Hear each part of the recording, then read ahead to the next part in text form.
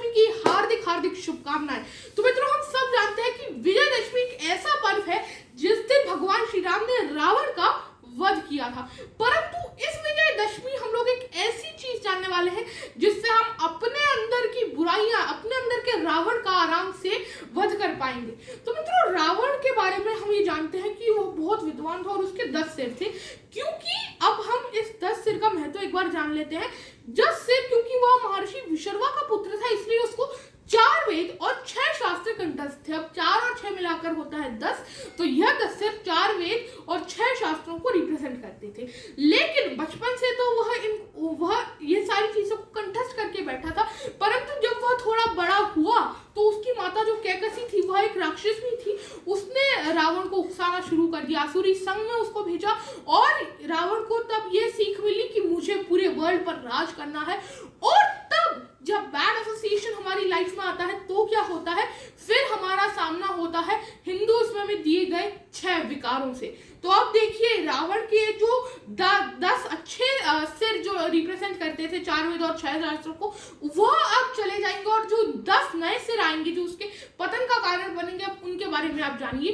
तो पहले तो ये 6 विकार कौन कौन से हैं। पहले तो काम यानी कि लस्ट और डिजायर, फिर है क्रोध यानी कि जो एंगर हमें आता है, फिर है मद यानी कि इंटॉक्सिकेशन, फिर है मोह यानी कि डिल्यूशन, और उसके बाद आता है लोभ यानी कि ग्रीड, मुझे ये चाहिए, और फिर है मत्सर यानी कि एनवी, ईर्ष्या जिसे हम लोग कहते हैं। तो ये 6 विकार उसके अंदर आ गए।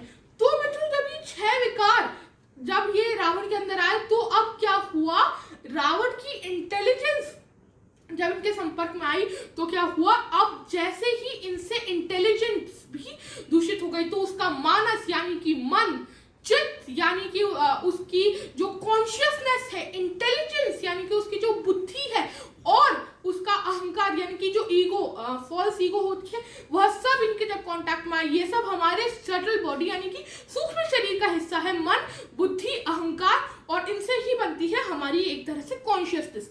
तो अब जब ये सारी चीजें दूषित हो गई तो अब यह बन गए रावण के नए 10 सर जो हमारे 6 विकार हैं, और मानस, बुद्धि, चित्त और अहंकार। तो अब ये सारी चीजें रावण के पतन का कारण बन गई, क्योंकि अब उसकी सारी चीजें उसको पतन की तरफ ही ले जा रही थी। परंतु मित्रों, हम अपनी लाइफ में भी देखते हैं कि हमारे अंदर भी ऐसे ही विकार आ जाते हैं, क्योंकि इसका एक तो कारण बैड एसोसिएशन होता है। तो मित्रों, अब हम लोग ये समझ सकते हैं कि हमारे अंदर भी एक रावण ऐसा डेवलप हो गया है जो इन सारी चीजों को क्या कर रहा है, दूषित कर रहा है। क्योंकि मित्रों, अब हमारी इंटेलिजेंस भी इसके अधीन है, तो अब ये सारे विकार जो हैं और हमारे भी पतन का कारण बन जाते हैं। तो अब हमें क्या करना है, हमें गुड एसोसिएशन और शास्त्रों का जो अच्छी चीजें हैं उनका तीर को हमें लेना है और अपने बाण पर उसका पहले तो संधान करना है, और फिर हमारी सोल को क्या करना है, अपने ही इस रावण का जो अच्छी टीचिंग्स है, अच्छे एसोसिएशन है, शास्त्र है, उनकी नॉलेज से इस रावण का हमें अंत करना है। क्योंकि मित्रों, राम जी भी बहुत सी महाभारतों में रामायणों में आता है कि उनको भी रावण का वध करने के लिए स्पेशल ब्रह्मास्त्र लेना पड़ा। तो मैं आज आपको बता रहा हूं, पहले तो भक्तों का यानी कि गुड एसोसिएशन में भक्तों का हमें संग करना चाहिए, उसके बाद शास्त्र हमें पढ़ने चाहिए। तो ये क्या करेगा, उसमें ऐसी शास्त्रों में स्टोरीज एंड टीचिंग्स, एग्जाम्पल है, एनालॉजीज है जो हमें रिलेट करेंगी कि कैसे इन विकारों को हम लोग मार सकते हैं, और फिर उनका सहारा लेकर हम आराम से अपने अंदर के रावण का वध कर सकते हैं।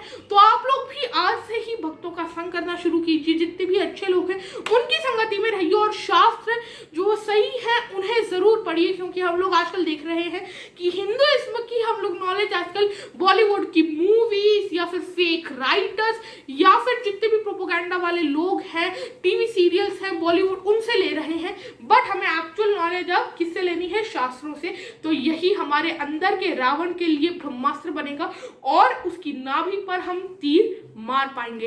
तो मित्रों, आज मैंने आपको ये ब्रह्मास्त्र दिया जिससे हम अपने अंदर के रावण का वध कर सकते हैं। तो उम्मीद है कि इस विजयदशमी आप भी अपने अंदर के रावण के वध करने की एटलीस्ट शुरुआत करेंगे।